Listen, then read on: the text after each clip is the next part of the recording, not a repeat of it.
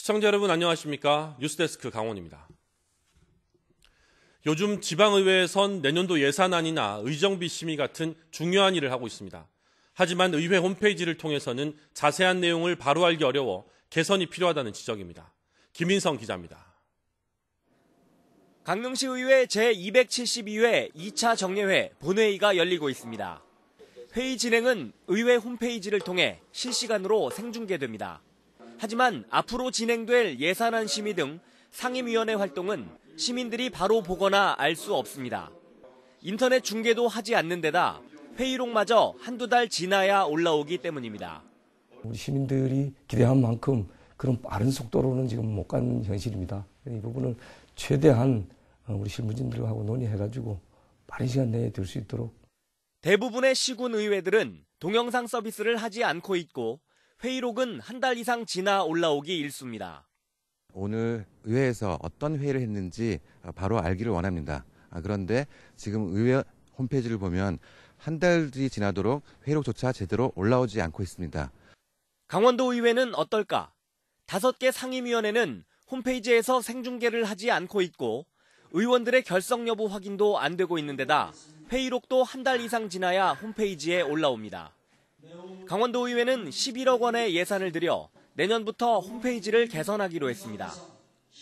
전체 상임위 회의하는 내용도 생방송으로 송출할 수 있도록 홈페이지를 소통 창구로 활용할 계획이 있어요. 이름을 넣어서 출결 사항을 알 수 있도록. 의회가 제대로 일하는지 시민들이 알기 어려운 구조를 바꿔야 한다는 지적이 많습니다. 의정활동은 그 결과뿐만 아니라 과정도 신속하고 정확하게 알려져야 된다고 봅니다. 이를 위해서는 동영상이나 속기록 등을 약간의 오류가 있다 할지라도 신속하게 올리는 것이 바람직하다고 봅니다. 활동 내역을 시민들에게 바로 알리는 건 선택의 문제가 아닌 의무라는 의회의 인식 전환이 필요합니다. 이번 지방의회는 주민들의 알 권리 충족이라는 의회의 기본 의무를 다하는 방향으로 홈페이지를 개선할지 기대됩니다. MBC 뉴스 김인성입니다. 도로 곳곳에 놓여 있는 맨홀 뚜껑들이 차량 파손 등 사고의 원인이 되고 있습니다. 도로와 맨홀의 높낮이가 맞지 않은 것이 문제인데 관리기관의 대책은 땜질식 처방에 그치고 있습니다. 보도에 조성식 기자입니다. 25톤 덤프트럭을 운전하는 이모 씨는 최근 횡성해안 도로에서 황당한 사고를 당했습니다. 도로 맨홀 뚜껑이 튀어올라 차 아래쪽에 있던 기름통이 찢어진 것입니다. 담겨있던 200리터의 기름이 모두 도로에 쏟아졌고 차량 견인과 수리비만 600만 원이 나왔습니다. 땅바닥에 납작하게 있던 게 이게 밟았다고 그게 튕겨서 나올 정도면 거의 부실 아니에요, 그게. 이거 조치를 이렇게 안 해놓나. 그게 이제 되게 황당했죠. 열흘이 지나 다시 사고 현장을 찾았습니다. 문제가 된 맨홀 뚜껑은 볼트로 고정했고 도로 높이와 맞춰 주변을 보강했습니다. 하지만 조치를 한 것은 달랑 2개뿐.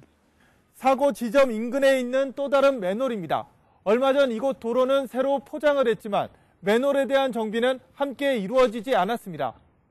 도로보다 2-3cm가량 솟아있거나 푹 꺼져 움푹 들어간 것들이 대부분. 차들은 이를 피하려고 차선을 넘나들기 일쑤입니다. 맨홀 뚜껑이 열리거나 오토바이가 지나다 넘어지는 일이 빈번하다고 주민들은 말합니다. 트레일러 지나가면서 덜컹하면서 이렇게 이제 튀어서 똑으로 굴러서 여기까지 왔겠죠. 일부러 빼는 줄 알았어요. 이렇게. 도로 포장과 맨홀 관리가 따로따로 이루어지고 있기 때문인데 자치단체는 안전조치는커녕 사고 피해에 대한 보상 대책도 전무한 실정입니다.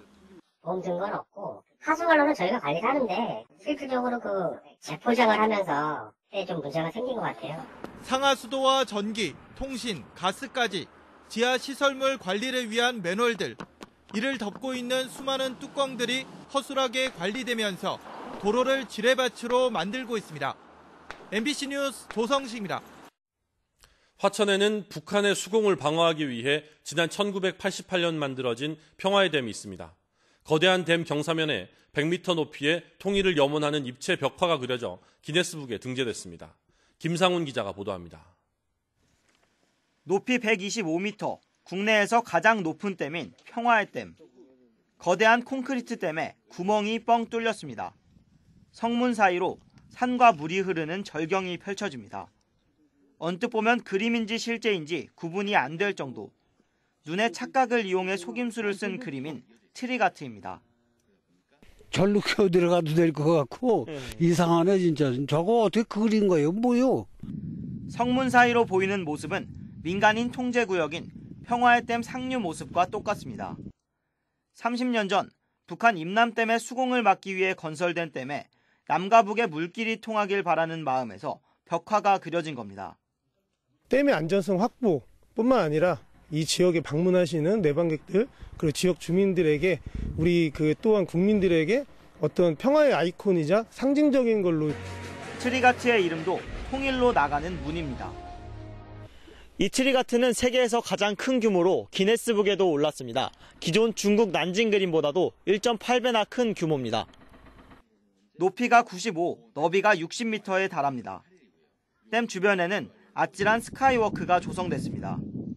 또 체류형 관광이 가능하도록 오토 캠핑장까지 마련됐습니다. 댐 주변에 있는 여러 자원들을 활용해서 우리 화천군은 전국 최고의 안보 관광지로 개발해 나가겠습니다. 갈등과 분단의 상징이었던 화천 평화의 댐이 화합과 평화의 상징으로 거듭나고 있습니다. MBC 뉴스 김상훈입니다.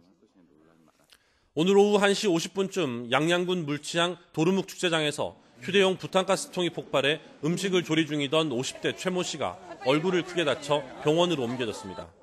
경찰은 휴대용 가스레인지 주변에 부탄가스가 많이 있었다는 주변 목격자들의 말에 따라 정확한 사고 경위를 조사하고 있습니다.